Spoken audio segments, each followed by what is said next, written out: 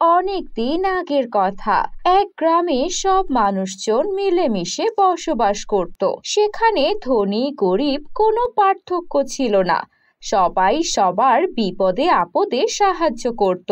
কিন্তু যত সময় বাড়তে থাকে, ধনীরা আরো ধনী হতে থাকে, আর ধীরে ধীরে তারা স্বার্থপর হয়ে ওঠে।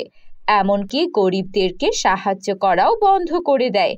এদিকে গরিবদের অবস্থা দিনে দিনে খুবই খারাপ হতে থাকে। কেউ তাদের সাহায্য না করায় তাদের অনেক কষ্টে দিন কাটতে থাকে। আর তাই পরিরাজ্যের পরীরা সিদ্ধান্ত নেয় তারা গরিবদেরকে সাহায্য করবে। তাই তারা পৃথিবীতে নেমে আসে, আর যেখানে অসহায় গরিব মানুষদের দেখে তাদেরকে বিভিন্ন জাদুর জিনিসপত্র দিয়ে সাহায্য করে। এভাবেই সময় চলতে থাকে। কিন্তু পরীদের পাশাপাশি শয়তান কিছু জাদুকর্মী ছিল, যারা চাইতো না গরিবদেরকে কেউ সাহায্য করুক। তারা সব সময় ধনীদের পক্ষে কাজ করত, আর ধনীদের কিভাবে অল্প সময়ে আরো ধনী তৈরি করা যায় সেটারই জাদু করত। এভাবেই সময় কাটতে থাকে। জাদুকর্মীরা সবাই মিলে পরিকল্পনা করে, শোনো জাদুকর্মী বন্ধুরা, আমাদেরকে এমন কিছু করতে হবে যাতে করে ওই পরীরা তাদের শক্তি হারিয়ে ফেলে। এই পরীদের জন্য আমরা মানুষের ওপর অত্যাচারও করতে পারি না, তাই আমাদের ওই পরীদের শক্তি কেড়ে নিতেই হবে। হ্যাঁ, আমি শুনেছি ওই পরীদের রানী পরীর মাথায় যে মুকুটটা আছে, সেই মুকুটটার মধ্যেই আছে সব শক্তি। তাই যদি ওই মুকুটটা কেড়ে নেওয়া যায় তবেই অনেক ভালো হবে। পরীরা শক্তিহীন হয়ে যাবে, আর মানুষদেরও কোনো সাহায্য করতে পারবে না। ঠিক আছে, আমরা যেভাবেই হোক ওই রানী পরীর কাছ থেকে মুকুট নেবই নেব। তারপর জাদুকর্মীরা পরিকল্পনা করতে থাকে কিভাবে তারা রানী পরীর কাছ থেকে মুকুট ছিনিয়ে নেবে। আর তাই তারা গ্রামের অনেক গরিব মানুষদেরকে তাদের গুহায় বন্দি করে ফেলে। এদিকে যারা গুহায় বন্দি হয়েছে তাদের আত্মীয় স্বজনরা কান্নাকাটি করে পরীদের কাছে সাহায্য চাইতে থাকে। পরীরা, আমাদের সাহায্য করুন, আমাদের স্বামী সন্তানদের ওই জাদুকর্মীরা গুহায় নিয়ে আটকে রেখেছে। দয়া করুন, আমাদের বাচ্চাদেরকে নিরাপদে ফিরিয়ে আনুন। জানি না ওই জাদুকর্মী কি চায়। তারা বলেছে যদি রানী পরী তাদের সঙ্গে দেখা করে তবেই তারা আমাদের স্বামী সন্তানদের ছেড়ে দেবে। আপনারা দয়া করে রানী পরীকে ওই জাদুকর্মীদের সঙ্গে দেখা করতে বলুন, দয়া করুন।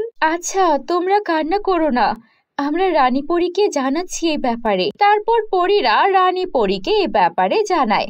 রানী পরী সব শুনে জাদুকর্মীদের সঙ্গে দেখা করতে সেই গুহায় হাজির হয়। এসেছিস রানী পরী, তোর অপেক্ষায় করছিলাম। যদি এই মানুষদের মরতে দেখতে না চাস তাহলে এখনই তোর মাথার ওই মুকুটটা আমাকে খুলে দে, নয়তো এই যে বাচ্চাটাকে দেখছিস একে এখনই আগুনে পুড়িয়ে ফেলবো। আর আমার কালী গুহায় তোর কোনো শক্তি কাজ করবে না, এটাও মাথায় রাখিস। রানী পরী বুঝতে পারে এখানে তার কোনো জাদু শক্তি কাজ করবে না, তাই সে বাধ্য হয়ে তার মাথার মুকুট খুলে দেয় ওই জাদুকর্মীদের, আর তারপর গ্রামবাসীদের সেখান থেকে মুক্ত করে। কিন্তু মাথার মুকুট খুলে দেওয়ার সাথে সাথে পরী রাজ্যের সব শক্তি চলে আসে জাদুকর্মীদের হাতে, আর জাদুকর্মীরা তাদের উদ্দেশ্যে সফল হয়ে যায়। এরপর তারা মানুষদের ওপর আরো বেশি অত্যাচার করতে শুরু করে। পরীদের কাছে এখন লুকিয়ে থাকা ছাড়া আর কোনো উপায় ছিল না। তারপর জাদুকর্মী সেখান থেকে এসে তার সব জাদুকর্মী বন্ধুদের নিয়ে বলে, জাদুকর্মী বন্ধুরা, এবারে মুকুটের ব্যবহার করে আমরা অনেক শক্তিশালী হয়ে যাব আর পুরো পৃথিবীতে রাজত্ব করব। মুকুট আমাকে এখনই কিন্তু মুকুট কোনো কাজই করে না, না মুকুট থেকে কোনো জাদু শক্তি বের হয়। তখন অন্য এক জাদুকর্ণী বলে, আরে জাদুকর্ণী বোন, আমরা তো ভুলে গেছি এই মুকুট শুধুমাত্র ভালো মনের মানুষ কিংবা ভালো মনের পরী পারে ব্যবহার করতে, যার মনে কোনো লোভ নেই, যে অন্যের ক্ষতি করবে না। কিন্তু এমন মানুষ পাওয়া তো দুষ্কর। তাহলে কি করা যায়? আমাদেরকে ভালো মানুষ খুঁজতে হবে, এমন কাউকে খুঁজতে হবে যার মনটা অনেক পরিষ্কার। এরপর জাদুকর্ণীরা গ্রামে গ্রামে ভালো মানুষের খোঁজ করতে থাকে। আর অবশেষে শয়তান জাদুকর্ণী লোপা নামের একটা মেয়ের দোকানের সামনে এসে দাঁড়ায় আর দেখে লোপা একটা গরিব অসহায় মেয়েকে একদম কোনো টাকা ছাড়াই একটা লেহেঙ্গা দিয়ে দিল। আরে এই মেয়েটা গরিব মানুষকে সাহায্য করছে, মেয়েটা নিশ্চয়ই ভালো হবে। এই দোকানটা মনে হয় এই মেয়েটারই। ভেতরে গিয়ে দেখি তো। এই মেয়ে, এই দোকান কি তোর? জি, দোকানটা আমারই। আর এখানে যা ড্রেস দেখছেন সব আমার নিজের হাতে বানানো। তুই মেয়েকে তুই টাকা ছাড়া লেহেঙ্গা দিলি কেন? মেয়েটা অনেক গরিব, মেয়েটার সামনের সপ্তাহে বিয়ে, তাই আমি ওকে এই লেহেঙ্গাটা দিয়ে সাহায্য করেছি। ও আচ্ছা আচ্ছা, তা তোর এই দোকানের সবগুলো লেহেঙ্গা কিন্তু অনেক সুন্দর। তুই এই সব লেহেঙ্গা আমাকে দিয়ে দে। ঠিক আছে, অবশ্যই। এই সবগুলো লেহেঙ্গা মিলিয়ে দাম হয়েছে 50,000 টাকা। 50,000 টাকা? এটা কি কম নাকি? আমি হচ্ছি জাদুকর্ণীদের সর্দার, আমার কাছে টাকা চাইছিস? আচ্ছা তবু তুই একটা ভালো মেয়ে, তাই তোকে আমি আমার এই মুকুটটা দিয়ে যাচ্ছি। এই মুকুট দিয়ে তুই যা ইচ্ছা তাই ব্যবহার করতে পারবি। পরের বার আমি যখন আসবো তখন তোকে টাকা দিয়ে এই মুকুট ফেরত নেব। এই বলে জাদুকর্ণী চলে যায়। তারপর লোপা ভাবে সে কিভাবে এই মুকুটের ব্যবহার করবে। আচ্ছা, জাদুকর্ণী মুকুট তো আমাকে দিয়ে গেল, কিন্তু এই মুকুটের মন্ত্র তো আমাকে বলে গেল না। আমি তো ছোটবেলা অনেক মন্ত্র শুনেছিলাম, সেগুলো এর ওপর বলে দেখি। চিচিং ফাক, চিচিং ফাক। না, কাজ হচ্ছে না তো। ঝিঙ্গালালা হু হু, ঝিঙ্গালালা হু হু। না, তাও তো কাজ হচ্ছে না। মনে পড়েছে, মা আমাকে ছোটবেলা একটা জাদু মন্ত্র শিখিয়েছিল। অ্যাব্রাকাডাব্রা, গিলে গিলে ছা, জাদুর মুকুট তোর জাদু দেখা।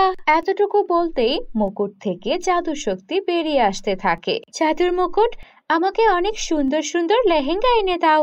এতটুকু বলতেই জাদুর মুকুট সেখানে অনেক সুন্দর সুন্দর লেহেঙ্গা প্রকট করে আর জাদুকর্ণী সঙ্গে সঙ্গে সেখানে প্রবেশ করে।